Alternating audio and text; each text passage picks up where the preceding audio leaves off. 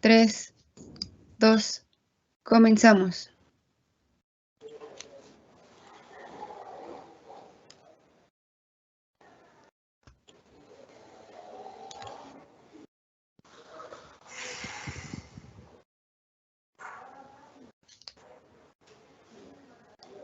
Hola, buenos días.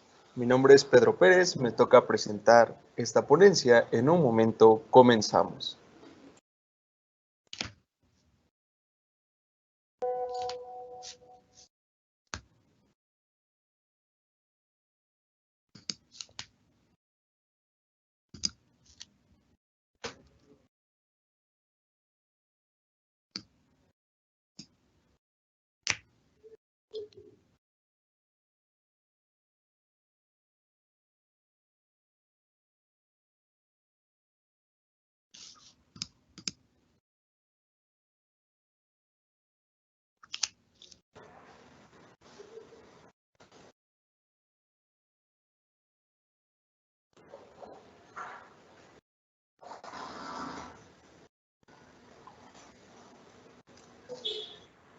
Hola, buenos días. Sean bienvenidos todos los presentes que nos acompañan al primer Congreso Internacional y segundo Simposio Nacional sobre la prevención del suicidio y promoción mental en niñas, niños y adolescentes. Alumnos, docentes, promotores de salud mental y participantes en general, a cada una de las instituciones responsables de organizar este evento, y de igual forma saludamos con mucho gusto a los integrantes de las instituciones invitadas a nivel nacional e internacional. Espero se encuentren todos muy bien y vamos a dar inicio a esta ponencia. El crecimiento es un proceso de prueba y error, es una experimentación. Los experimentos fallidos forman parte del proceso en igual medida que el experimento que funciona bien. Pensamiento de Benjamin Franklin. Demos la bienvenida a la doctora Ángel Gisette Caro Delgado, docente investigadora, colíder semillero de investigación, correlatos neuropsicológicos y socioculturales del suicidio del Politécnico Gran Colombiano, líder de prácticas, Escuela de Estudios en Psicología, Talento Humano y Sociedad, coordinadora nacional y nodo centro de la Red de Prácticas de Psicología. Contamos con esta gran participación de la cofundadora de la Red Internacional de Investigación, Acción sobre el Suicidio. Es magíster en neuropsicología del Hospital Italiano de Buenos Aires, psicóloga de la Fundación Universitaria Konrad Lorenz de Bogotá, Colombia. Actualmente es docente universitaria en la modalidad virtual y presencial en asignaturas de investigación de psicología clínica, docente de posgrado en especialización de neuropsicología escolar, líder de proyectos en salud pública, conducta autolesiva y adicciones en personas, grupos y o comunidades, investigadora en suicidio desde una perspectiva neuropsicológica y de salud. Demos la bienvenida, pues, a Ángela Gisette Caro Delgado con la conferencia Análisis de la teoría interpersonal del suicidio en relación con el desarrollo cognitivo de niñas, niños y adolescentes. Adelante, maestra. Gracias. Me acompaña también la profesora Estefanía Perdomo Jurado, quien también es colíder del semillero Correlatos Neuropsicológicos y Socioculturales del Suicidio. También es cofundadora de la Red Investigación Acción sobre el Suicidio. Y juntas el día de hoy, pues queremos agradecerles a ustedes por esta invitación que nos han hecho a participar en este grandioso evento, porque consideramos que es de gran importancia conocer desde la literatura cómo nuestros niños, niñas y adolescentes en su proceso de desarrollo deberíamos nosotros propender por fortalecerlo y favorecerlo a fin de que este proceso no solamente contribuya a su adecuado desarrollo cognitivo y social, sino que si garantizamos esto, estamos de paso haciendo prevención en suicidio, y eso es un poco lo que vamos a abordar el día de hoy. Ok, muchas gracias, maestra. Un gusto saludarle, maestra Perdomo. y maestra Ángela Gisette. El micrófono y las cámaras son de ustedes. Adelante. Muchas gracias. Bueno, vamos a iniciar un poco resaltando, vamos a transitar sobre dos teorías importantes. Una es la teoría interpersonal del suicidio de Joyner, que fue propuesta en el 2005, y otra es la teoría del desarrollo cognitivo de Vygotsky. Al final vamos a ver cómo estas dos teorías de alguna manera pueden confluir y nos pueden dar algunas orientaciones y nos pueden ayudar también a visibilizar la importancia del desarrollo cognitivo y social como un factor protector para la prevención del suicidio en nuestros niños, niñas y adolescentes. De esta manera, entonces, junto con mi compañera Estefanía, les vamos a presentar la teoría interpersonal del suicidio, en donde hay tres postulados principales. El primer postulado hace referencia a la pertenencia frustrada, que lo vamos a abordar de manera más profunda en una siguiente lámina.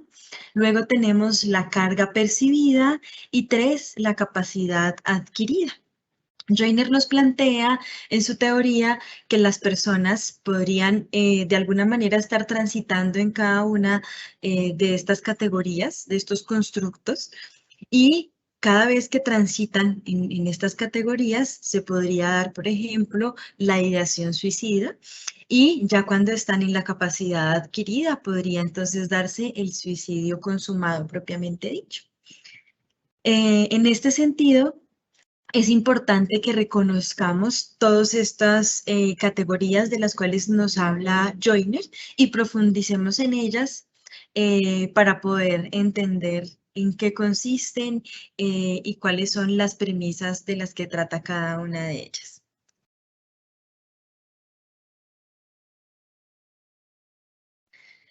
Es así como entonces tenemos la pertenencia frustrada, en donde lo que nos explica Joyner es que de alguna manera las personas están experimentando una soledad en medio de la cual carecen de relaciones sociales que sean recíprocas y que sean afectivas.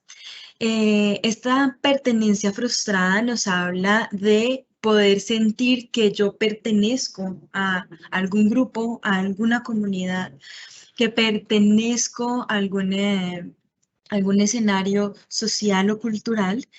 Y esta pertenencia frustrada, como la llama Joyner, es precisamente la ausencia de esta pertenencia a alguno de estos contextos de los que yo les menciono, es decir, una persona que de alguna manera se frustra porque siente que no pertenece a un contexto, por ejemplo, educativo, a un contexto social, a un contexto familiar, y de alguna manera esta pandemia nos ha generado y le ha generado a nuestros niños una ausencia muy grande de estas relaciones sociales que ya de alguna manera se han venido recuperando, pero sin duda fue un año en el que todos nuestros niños se alejaron y de alguna manera esa distancia puede generar o podría llegar a generar una pertenencia frustrada. Esa pertenencia frustrada hace relación también a poder saber que yo puedo ayudar a alguien, ¿no? Que alguien necesita de mí para algo o incluso que yo puedo acudir a alguien en busca de ayuda. Entonces, el sentirme que pertenezco a un contexto hace que yo tenga unos roles de pertenencia en los cuales puedo colaborar y puedo sentir además que me colaboren. Y eso genera entonces unas experiencias que son afectivamente recíprocas y generan pues una pertenencia a algún lugar. Si esto no se da, estamos hablando de una pertenencia frustrada. De otro lado, profe Estefanía, no sé si quieras explicar la carga percibida. Gracias, profesora Ángela. Bueno, venimos entonces, como lo decías bien tú, transitando por una propuesta teórica que lo que pretende es explicar, más allá de los factores de riesgo, cómo se configura una idea de suicidio y cómo esa idea se puede convertir en un acto, en una acción. De esa manera, entonces, ya la profesora Ángela nos ha explicado cómo la pertenencia frustrada es uno de los primeros componentes que esta teoría invoca para poder comprender la conducta suicida y en un principio esa ideación suicida. Y el componente que la acompaña, el segundo componente, es la carga percibida. Esta la vamos a concebir o la va a concebir Joyner y sus colaboradores como esas creencias de que el yo, ¿sí?, o la persona tiene un defecto y un defecto de tal magnitud que su funcionamiento interpersonal se ve afectado por esa creencia. ¿Sí? Entonces, aquí hay, digamos que, dos dimensiones importantes a resaltar dentro de la carga percibida. Cuando la persona se concibe a sí misma como imperfecta, de alguna manera ahí no habría una dificultad, pues porque en algún sentido los seres humanos tenemos siempre ese proceso de mejora. Sin embargo, en las personas que están inmersas en situaciones de crisis, empiezan a sentir que no son suficientes y que esa imperfección está afectando su entorno. Y entonces aparecen verbalizaciones o pensamientos como yo empeoro las cosas para las personas que me rodean o me odio a mí mismo, soy un inútil. Entonces, ese tipo de verbalizaciones o de pensamientos, es importante resaltar que no siempre estos pensamientos son verbalizados y por eso digamos que es tan importante empezar a hablar y a articular esta propuesta teórica para comprender la conducta suicida desde otras perspectivas teóricas, por ejemplo, la histórico-cultural de Vygotsky, que empieza a entrelazar, por ejemplo, el componente del lenguaje tan importante en la identificación de la conducta suicida como un factor importante al momento de prevenirla. El otro elemento es la responsabilidad, ya termino, es la responsabilidad y es como el individuo, en este caso pues estamos hablando de niños, niñas o adolescentes, entran en una suerte como de angustia por no ser productivos. Y por supuesto que social y culturalmente hay todas unas exigencias para que en cada una de las etapas del curso de vida las personas respondamos a unas obligaciones y a unos roles, es decir, de nosotros se espera socialmente una suerte de acciones que Joyner llama responsabilidades, que por supuesto pueden, en el momento en el que digamos que no se cumplen esas expectativas, pueden empezar a afectar la forma en la que el ser humano o el individuo se empieza a concebir a sí mismo. Entonces aquí aparecen situaciones también de crisis que pueden agudizar esa carga percibida, como por ejemplo estar en situación de abandono o padecer enfermedades físicas graves, porque por supuesto que esto limita el cumplimiento de esas responsabilidades sociales que se le adjudican a los seres humanos en las diferentes culturas. Siguiente, por favor. El último elemento es la capacidad adquirida. La capacidad adquirida es la suma dentro de la propuesta de Joyner, es la suma de la pertenencia frustrada, es decir, cómo el ser humano se concibe que pertenece a un grupo que es incluso valorado, porque no solamente significa pertenecer, sino que además se cumple un rol con unas responsabilidades y que se siente útil y necesario para ese grupo de referencia. Y que cuando eso se ve, digamos que afectado, por supuesto, al unirse con el componente de, perdóname, profe Angelita, lo devuelves un momentico, con el componente de la carga percibida, perdón, aquí para hacer una huella de memoria, de la carga percibida, es decir, de qué tan capaz se siente el individuo de responder a esas exigencias, entonces nace o emerge la capacidad adquirida. Entonces, cómo el ser humano que se ve expuesto a ciertas situaciones empieza a configurar un deseo de morir. Y ese deseo de morir, que está vinculado con esa capacidad adquirida, que es un poco como lo denomina Joyner, está relacionado con una mayor tolerancia al dolor físico y una disminución del miedo a la muerte. Entonces, ¿qué es lo que sucede? Que en ciertas culturas o en ciertos países, nuestros niños, niñas y adolescentes están sometidos a una serie de prácticas de educación que están centradas un poco más en lo coercitivo y en lo que de pronto los psicólogos llamamos castigo. Al estar sometidos, digamos que a estas experiencias de forma repetida, el individuo lo que empieza a configurar es como una habituación a esos elementos vinculados con el dolor y con el temor, ¿sí?, a lesionarse, es decir, empieza a haber una pérdida en esa capacidad.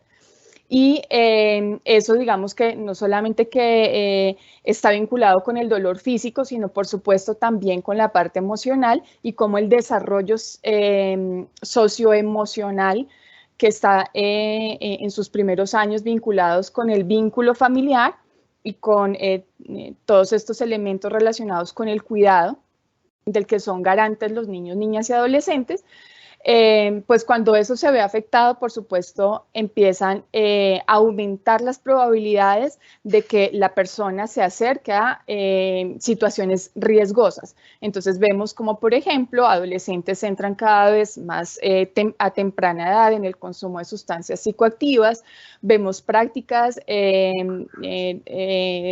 prevalentes con un índice de prevalencia alto en los colegios de cutting, ¿sí?, que son esas conductas autolesivas, que son leídas por las personas, en este caso por los niños, niñas y adolescentes, como una puerta de escape, ¿sí?, como un componente de alivio o de un componente analgésico frente a esa realidad que no se muestra tan favorable para ellos.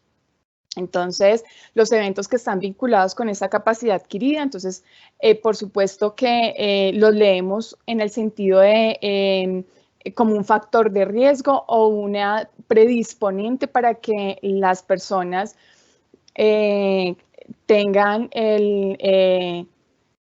un acercamiento a la conducta suicida de una manera un poco más evidente. Y es que el estar, por ejemplo, o haber tenido intentos suicidas previos o eventos de autolesión como el que les nombraba del cutting, del consumo de sustancias psicoactivas o del exponerse a situaciones de riesgo, que de alguna manera pueden leerse como naturales, por ejemplo, en la adolescencia, por esa percepción de invulnerabilidad que surge o emerge en esa etapa del ciclo de vida. Pero que cuando se suma a estos otros elementos debemos empezar a leerlos con mayor cuidado. Por supuesto, niños que han sido maltratados de manera física o sexual, niños o niñas que han estado en condiciones de guerra en muchos de los países, de nuestros países en Latinoamérica.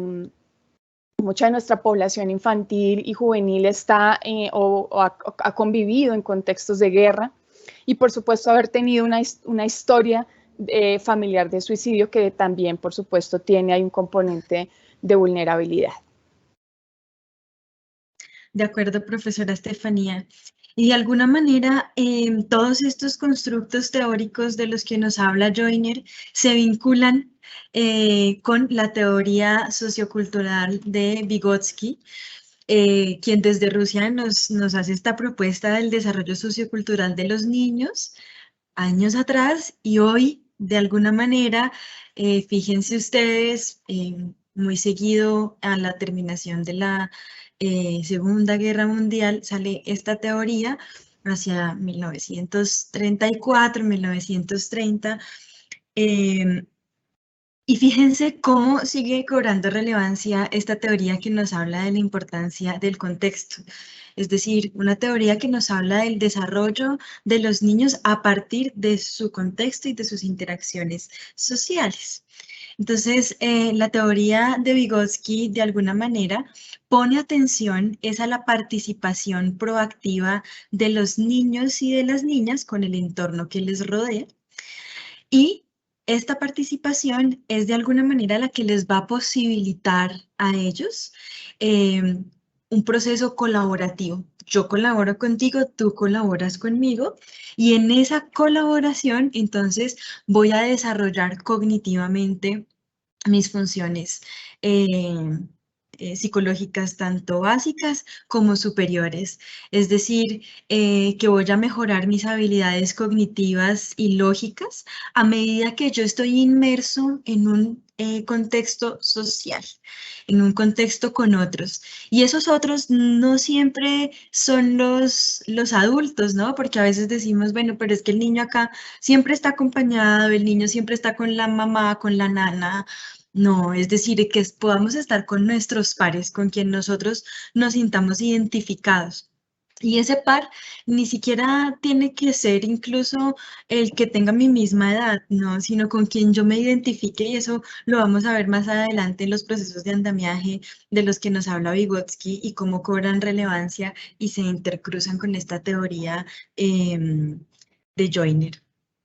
Entonces, de alguna manera, todas las actividades que los niños realizan y con las cuales están en contacto con los otros son las que les posibilitan el desarrollo de sus habilidades cognitivas o de sus procesos cognitivos básicos y superiores. De esta manera, entonces, todo este desarrollo se da sí o sí al interactuar con otro, al cooperar con otro, al poder identificar en el otro alguien que me puede a mí ayudar, que me pueda andamiar, que ya vamos a ver qué es ese concepto, en poder identificar que yo además puedo andamiar a alguien. Y de esa manera, entonces, tenemos algunos postulados importantes de esta teoría, como son la zona de desarrollo proximal. Y esta zona de desarrollo proximal no es otra cosa que la brecha que existe entre lo que yo sé y lo que quiero llegar a ser, lo que quiero aprender, lo que quiero, a dónde quiero llegar. Esa es la zona de desarrollo proximal. Esa zona de desarrollo proximal puede estar situada en el otro, es decir, mi zona de desarrollo proximal puede estar situada en mi par, con quien yo comparto, y veo que él tiene esas habilidades que yo seguramente no tengo, y de alguna manera entonces me andamio en él. Y el andamiaje es esa metáfora en donde el otro sirve de sostén para que yo pueda subirme sobre ese andamio y alcanzar esa zona de desarrollo proximal a la cual yo quiero llegar, a la cual yo me quiero aproximar.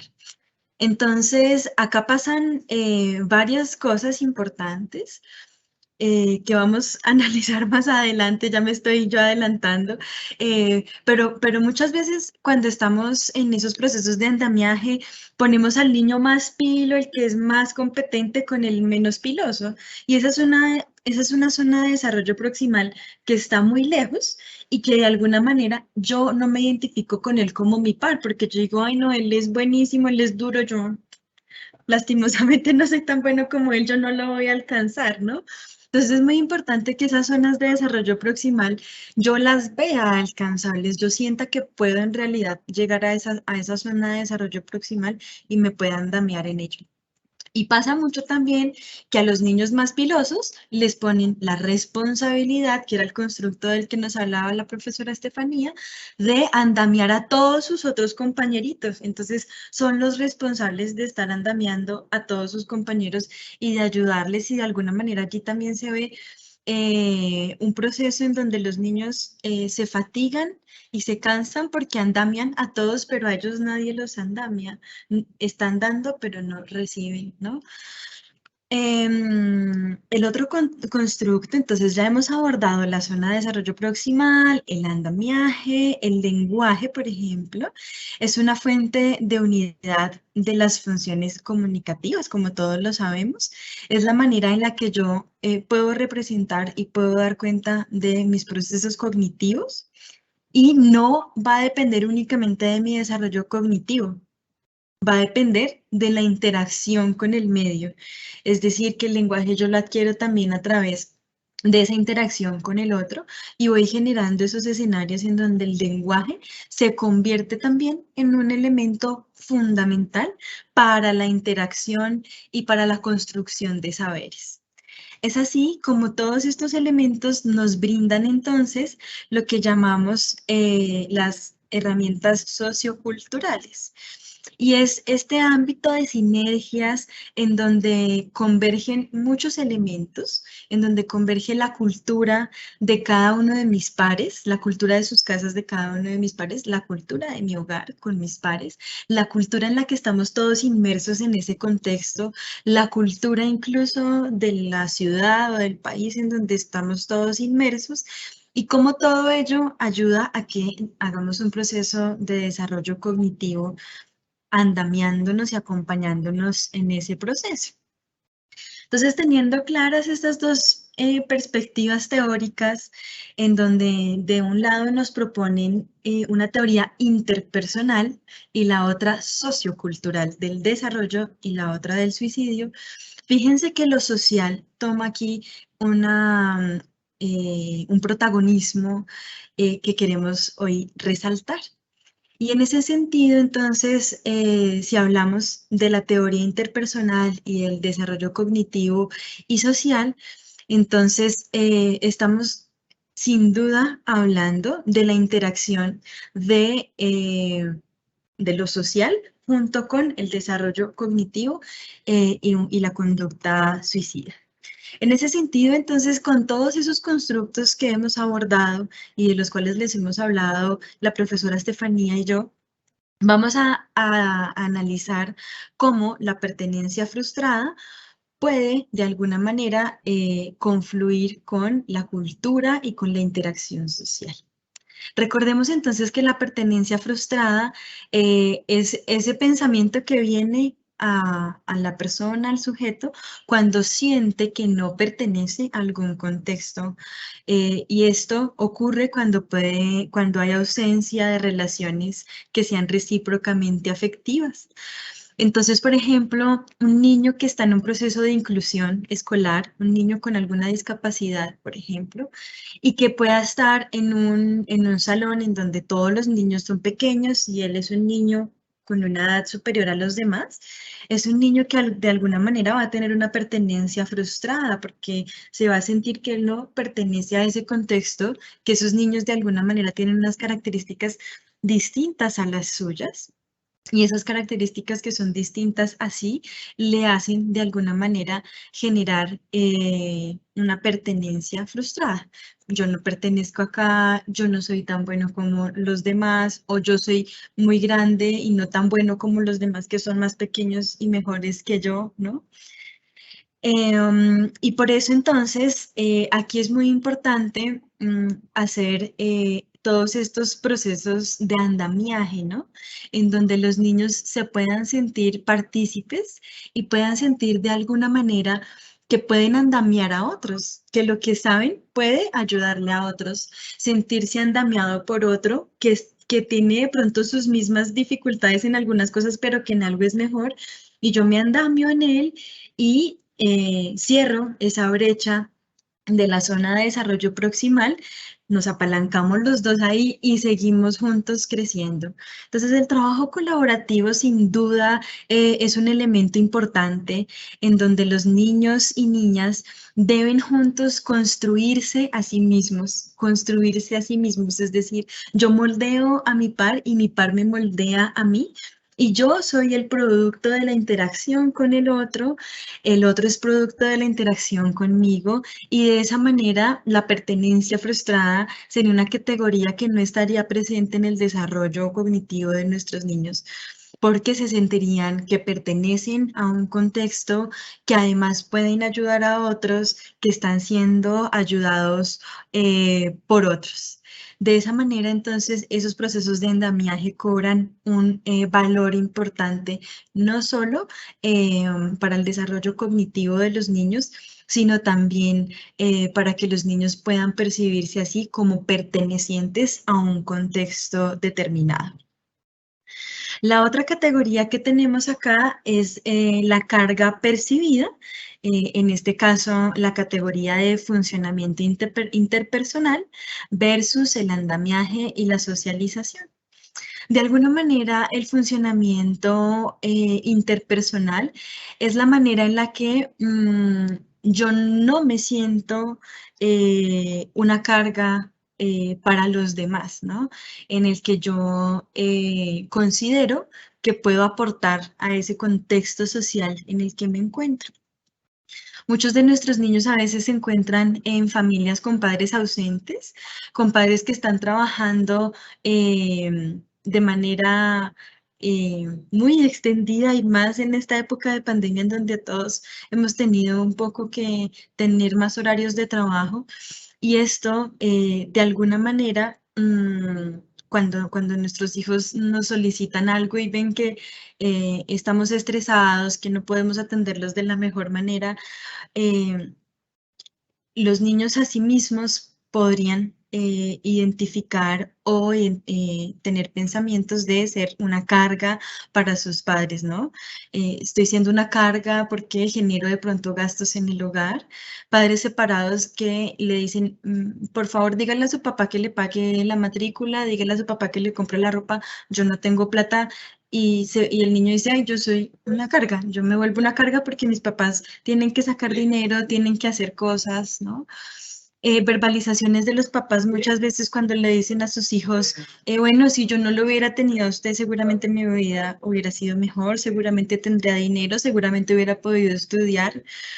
Entonces, ese funcionamiento interpersonal también en casa es muy importante en la medida en el que el niño no se visualice como una carga percibida, sino que se sienta que pertenece a ese lugar y que lo que él hace aporta a las dinámicas de ese funcionamiento interpersonal. Es decir, si papá trabaja, yo aporto con tal cosa. Si mamá trabaja, papá aporta con tal cosa, yo aporto y todos acá en esa sinergia aportamos a la interacción del hogar. Y por último, de estos que les voy a explicar yo, la carga percibida en la categoría de responsabilidad versus la cultura. Y acá tenemos unos elementos muy importantes a considerar y es que muchos de nuestros niños tienen hoy angustias por ser productivos escolarmente, ¿no? Entonces le dicen, es que la responsabilidad suya es estudiar y tiene que hacerlo perfecto. Y el niño tiene esa responsabilidad de ser perfecto, de hacerlo maravilloso, porque es lo único que tiene que hacer, lo único que tiene que hacer.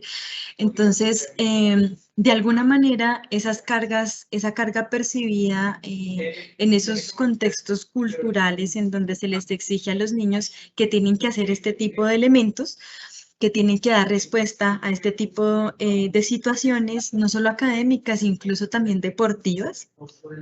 Niños a los que se les exige deportivamente alguna cosa, y hemos visto, yo no sé si vieron en China unas nadadoras, unas clavadistas de 14 años dedicadas a eso desde siempre, separadas de sus familias, y claro, tienen acá esta responsabilidad tan marcada que seguramente si ellas perdieran y no ganaran una medalla, pues la carga percibida estaría muy aumentada y de alguna manera podría emerger una ideación o un deseo de morir, ¿no? Entonces es importante considerar todas estas culturas intrafamiliares, de grupo y de contexto, en donde generalmente se pide y se espera y se les exige a los niños grandes cosas, cuando seguramente ellos quisieran hacer otras o se sienten de pronto más cómodos en otras. A veces los niños les va mal en matemáticas y muy bien en artes. Y los papás dicen, pongámosle profesor de matemáticas. Y yo digo, no, póngale un profesor de artes para que siga por el camino que le gusta y no tenga que responsabilizarse de ser bueno en algo que de pronto a él sencillamente no le motiva. En ese sentido, tenemos entonces ya un análisis importante de cómo el desarrollo cognitivo de nuestros niños, esa interacción social que tiene con sus pares, con sus padres y con el contexto escolar, pueden de alguna manera relacionarse con estas categorías de pertenencia frustrada y de carga percibida de la que nos habla Joel. Gracias, profesora Angelita. Entonces, como hemos visto, esta es entonces la tercera categoría, la capacidad adquirida, que hemos empezado también a analizar respecto de esa propuesta de desarrollo histórico-cultural que nos compartió Vygotsky en su momento. Y el análisis digamos que de nuestro grupo de estudio va relacionado con el lenguaje y el significado de las cosas, sobre todo en esas primeras etapas de la vida. Entonces, aquí lo importante y a resaltar es que el suicidio es en sí mismo para los niños, niñas y adolescentes un lenguaje, una forma de comunicar que algo interno pasa. Pero ¿cómo se configura esa idea interna de morir? Recordemos que Joyner parte del supuesto de que las personas mueren por suicidio porque pueden y porque quieren. Y aquí es importante empezar a hacer como una pequeña distancia entre otra teoría que por supuesto no tocamos, pero que es de donde parten muchas de las teorías que han querido explicar la conducta suicida, y es la teoría del suicidio de Durkheim. Durkheim, por supuesto, explicaba desde lo sociológico el suicidio, y él de lo que se encargaba era de mirar qué es lo que sucedía en ciertos grupos poblacionales que podía explicar la conducta suicida. Entonces aparece Joyner revisando la teoría de Durkheim y dice, esta es una teoría que explica muchos de los factores de riesgo, entre esos, por supuesto, todos los vinculados con una cultura, y entonces cuando uno va a revisar la teoría de Durkheim aparece la cultura capitalista. Y entonces la profesora Angelita hablaba de unas exigencias, de unas responsabilidades. Todas esas, digamos que configuraciones culturales son por supuesto, construcciones que obedecen a una dinámica cultural que atraviesa lo social, lo político, lo económico, y eso pues impacta, por supuesto, la vida de los habitantes de esas ciudades, de esas sociedades. Cuando Joyner hace ese análisis, dice, aquí falta un componente individual. Es decir, ¿cómo explicar los suicidios más allá de los factores de riesgo sociales? Y entonces aparecen estas posturas y estos postulados de la pertenencia frustrada, la capacidad adquirida y la carga percibida. Entonces, cuando se suma, como les decía anteriormente, esa sensación de soledad, esa ausencia de relaciones, ¿sí? Esa percepción de que yo no soy útil, de que no doy la talla, vamos a ponerlo en ese sentido, pues por supuesto emerge la capacidad adquirida, pero no siempre se configura en un lenguaje como lo solemos conocer, es decir, no siempre se materializa en la palabra. A veces, y sobre todo en los niños, se atraviesa mucho por la acción. Entonces, por eso es importante que empecemos a revisar lo que significa la muerte, por ejemplo, en esas primeras etapas de la vida, y cómo individualmente se configura una noción de muerte y la forma de morir, que por supuesto está vinculado con lo cultural y con esos elementos que ya hemos venido trabajando, que atraviesan la vida de las personas y que por supuesto también llevan eso a las dinámicas de los microsistemas, por ejemplo, las familias, por ejemplo, los grupos en los colegios, ¿sí? Entonces allí aparecen unas serie de elementos que es importante que quienes nos encargamos de analizar la conducta suicida lo tengamos muy presentes, y es porque surge, por ejemplo, la violencia escolar, porque hay unas prácticas dentro de las familias que involucran la violencia, y cómo los seres humanos nos vamos acercando a un adormecimiento del dolor, y entonces eso nos está acercando también a una posibilidad de morir, que también explica Joyner puede ser una decisión, una decisión. Entonces, en los niños, al principio o en las primeras etapas, la muerte podría concebirse como algo reversible, ¿sí? Entonces, los suicidios en esas primeras etapas de la vida, más o menos hasta los 7 años, son leídos incluso como accidentes. Y como accidentes, como si, porque digamos que de alguna manera se explica que el niño no quería morir, niño o niña, no quería morir, pero el resultado es ese.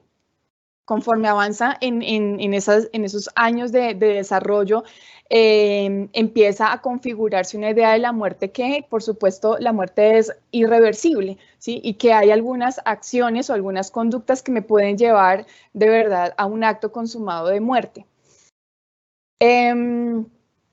¿Y cuáles son, digamos que esos actos autolesivos que podrían acercar más a nuestros niños a la muerte por suicidio? Entonces empezamos a ver una serie de conductas. Entonces, por ejemplo, niños que, por supuesto, una de sus conductas naturales es jugar y dejan de hacerlo.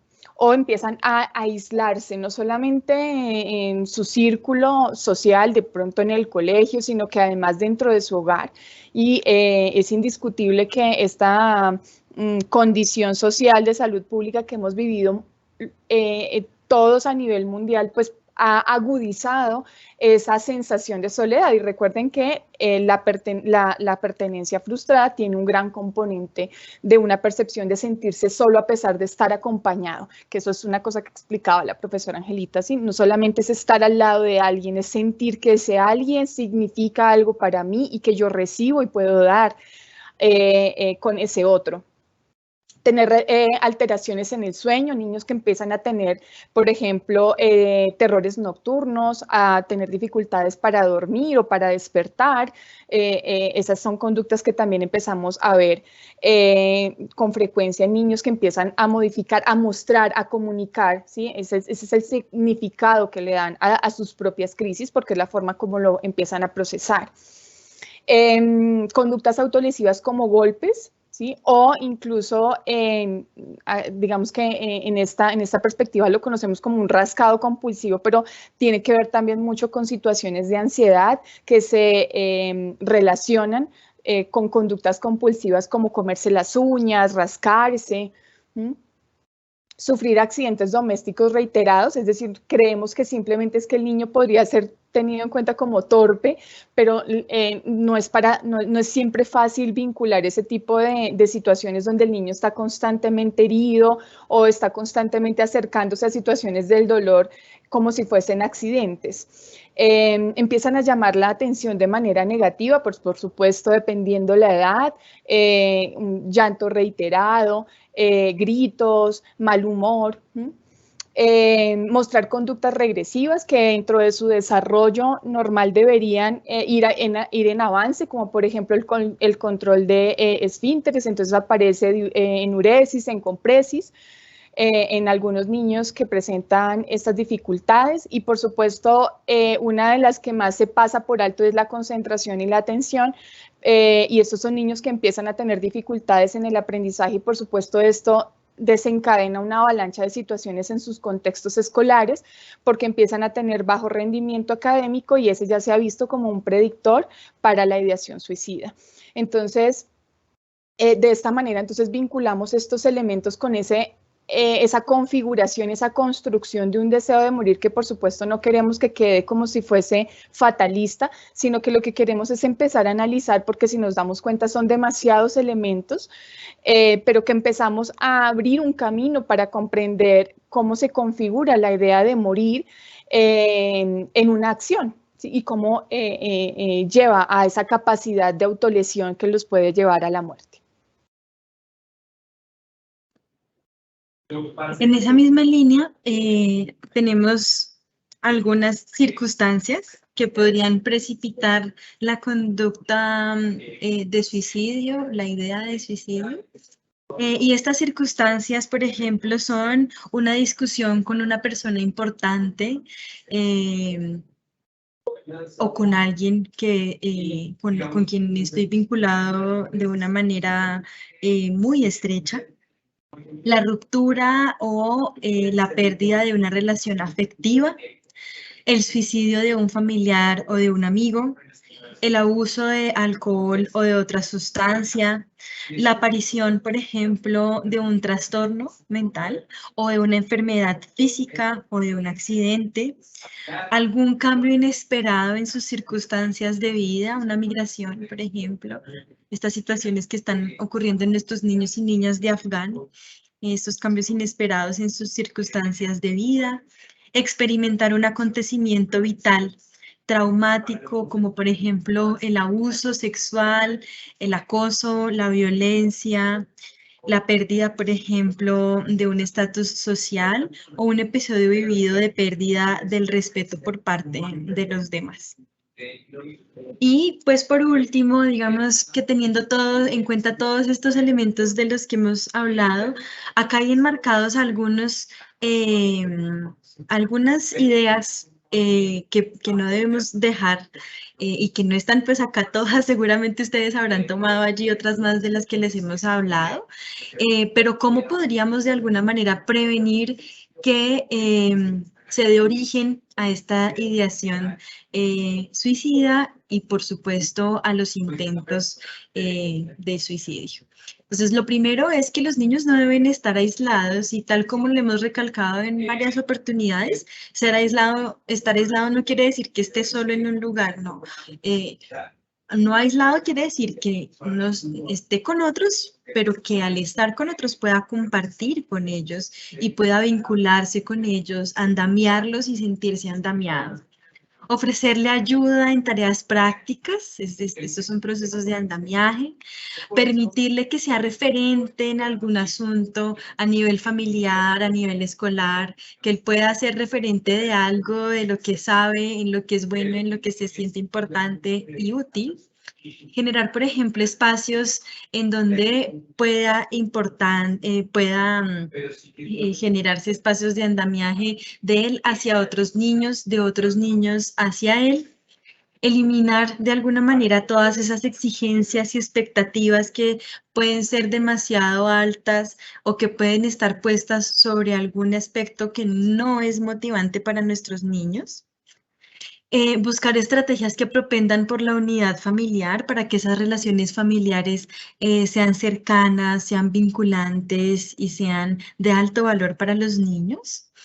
Estimular espacios en los que se mejoren sus relaciones sociales. A veces los niños salen del colegio y no los volvemos a poner en contexto social. Entonces busquemos espacios en donde yo me encuentre con otros amigos que tengan hijos con el propósito de verme con ellos, pero con el objetivo más grande de que mi hijo interactúe con esos otros niños, ¿no? Que no solo interactúe socialmente con sus pares en la escuela, sino en otros contextos. No poner de referente a otro con una zona de proximal muy lejana, lo que hablábamos en un inicio. Esas zonas de desarrollo proximal muy lejanas desgastan al que está muy arriba porque le ponen una responsabilidad muy alta y al que está abajo lo frustra porque dice, yo no voy a alcanzar a llegar allá, yo no lo voy a lograr. Y de alguna manera es importante también cuidar el lenguaje con el cual nosotros corregimos o damos una instrucción. Y por supuesto que no está acá que lo hablábamos de últimas, de acuerdo a lo que nos decía la profesora Estefanía, leer ese lenguaje entre líneas que nos dan los niños, leer esa conducta que nos da el niño, qué función tiene eso que está haciendo, qué me quiere comunicar. Estar alertas y atentos a esas situaciones y a esas circunstancias. Profe Estefanía, ¿quieres agregar algo más? No, creo que pues es importante simplemente decir, digamos que un poco a la audiencia que este no es un análisis terminado, es un análisis que hemos venido haciendo en un grupo de estudio aquí en la universidad, en el Politécnico Gran Colombiano, en Bogotá, y que hace parte, por supuesto, como les decía, de la apertura a una línea comprensiva de la conducta suicida en diferentes etapas, diferentes a las incluso que tengan que ver con esas estadísticas o los resultados epidemiológicos de la conducta suicida, porque vemos que, por supuesto, sigue siendo menor la prevalencia de esta conducta o de los suicidios consumados en niños, niñas, pero sí empieza a tener una disminución en ese momento de inicio de estas conductas que necesitamos empezar a leer con mayor cuidado para prevenir su aparición. Y por supuesto evitar que en la juventud y juventud temprana empecemos a tener en nuestros países este problema como un problema de salud pública. Entonces, creemos que necesitamos ir más hacia atrás para empezar a coger esta problemática de raíz, para dejar de hacer lo mismo buscando resultados distintos. Esa es un poco la propuesta que les tenemos. Agradeciendo a todos por la escucha y a este espacio por compartir a nivel internacional y, por supuesto, de aprendizaje para todos nosotros a nivel internacional. Muchas gracias.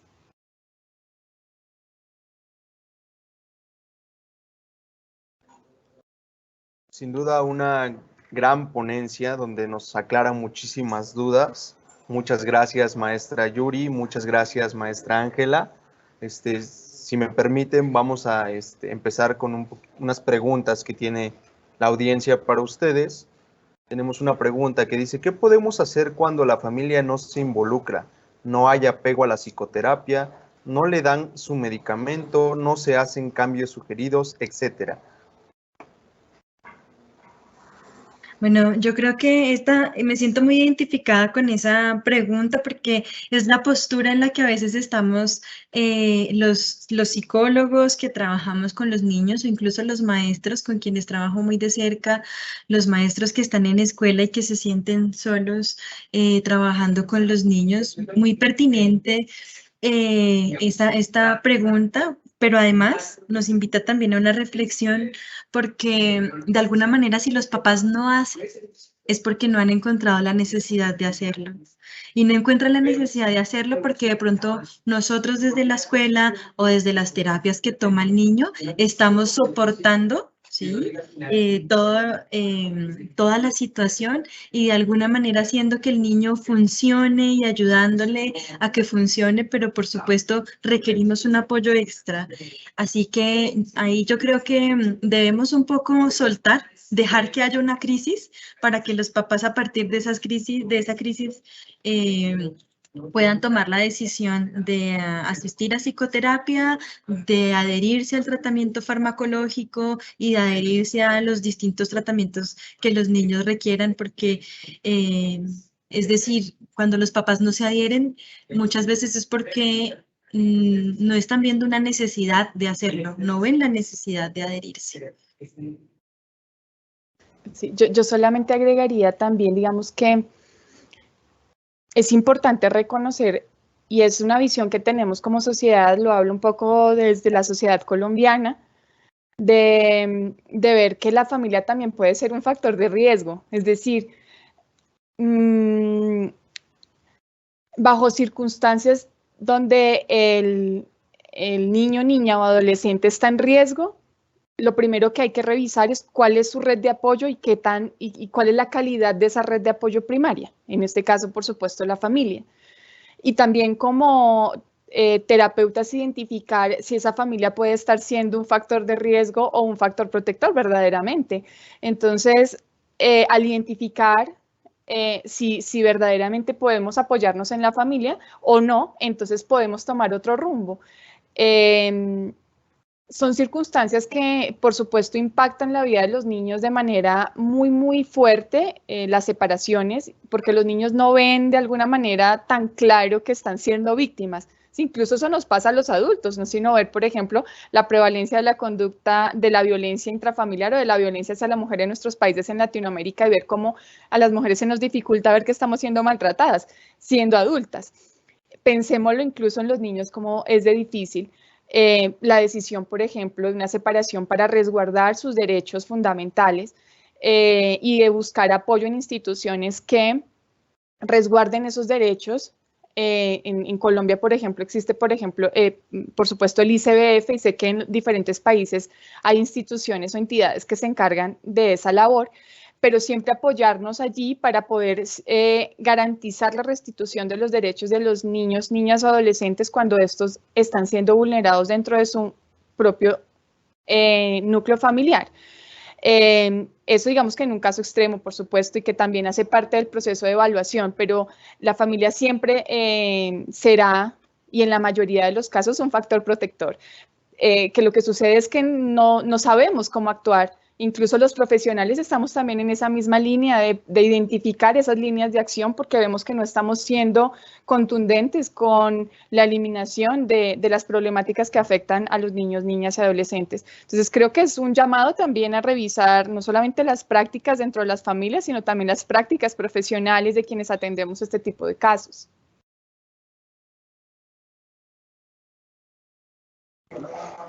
Muchas gracias por su respuesta, maestras.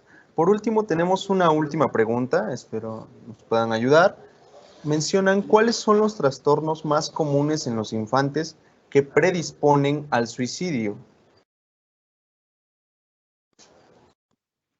Bueno, yo quisiera hacer allí romper un mito, y es que no siempre el deseo de morir está vinculado con un trastorno, ¿sí? No siempre.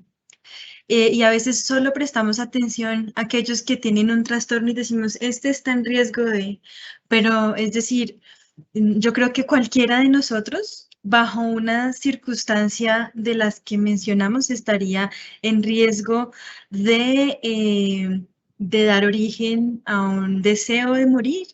Y darle origen también incluso a la conducta de suicidio consumada. Todos estamos en el mismo riesgo.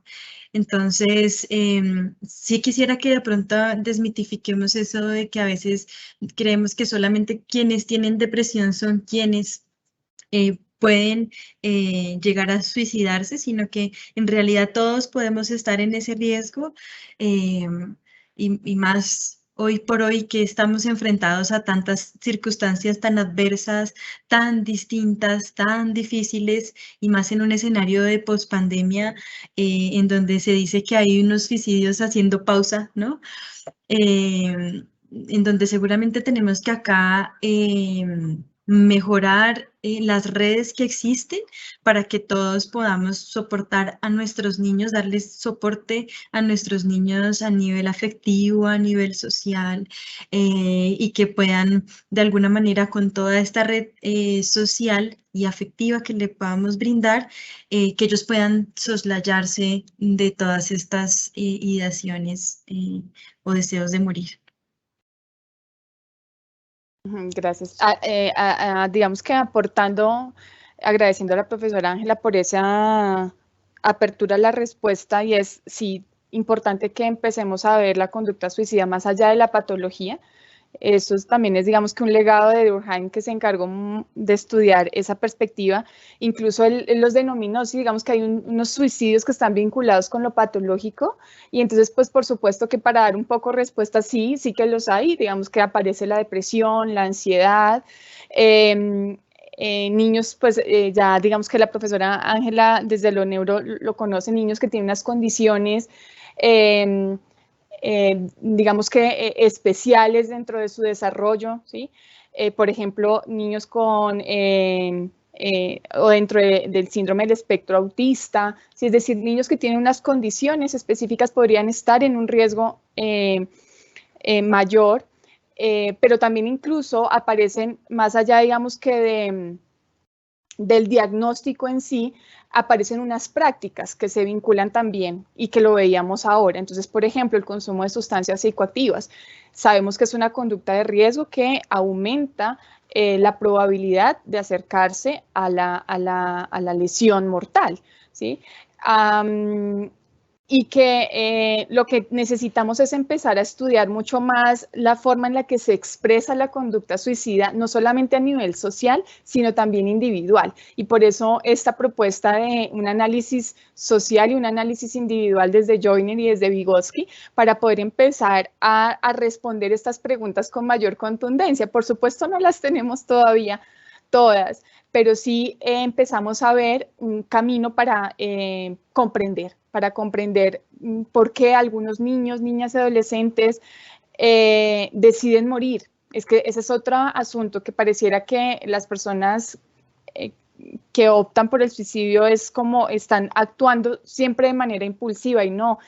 Allí también hay una serie de circunstancias que hablan de la premeditación, ¿sí? Y de una toma de decisiones que por supuesto está vinculada con su desarrollo cognitivo y de la comprensión de la muerte que tengan, pero que necesitamos por supuesto investigar mucho más allí para poder dar una respuesta contundente más allá de la patología, porque pues digamos que desde lo clínico está un poco más claro, pero no está tan claro en esos suicidios donde no se explica por una enfermedad como por ejemplo la depresión o la ansiedad.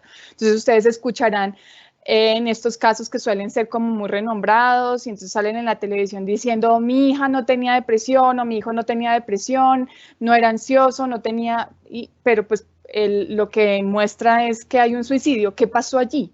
Ahí es donde está el asunto por responder, es cómo acogemos ese tipo de casos que van en aumento, ¿sí? Que van en aumento. Era eso, muchas gracias. Muchas gracias a ustedes, maestras. En verdad es grato, ¿no? Escucharlas, es muy grato quitarnos mitos, escuchar factores como lo es el factor cultural, los propios padres que han llevado a todo esto, a desencadenar estas conductas, ¿no? Y sobre todo estas conductas que nos menciona, debemos de poner bastante atención, énfasis, para mejorar estas intervenciones que son tan desafiantes en el espectro suicida. Agradecemos la grata presencia de ustedes, maestras, y a continuación les vamos a hacer entrega de su constancia virtual como símbolo de agradecimiento a su participación.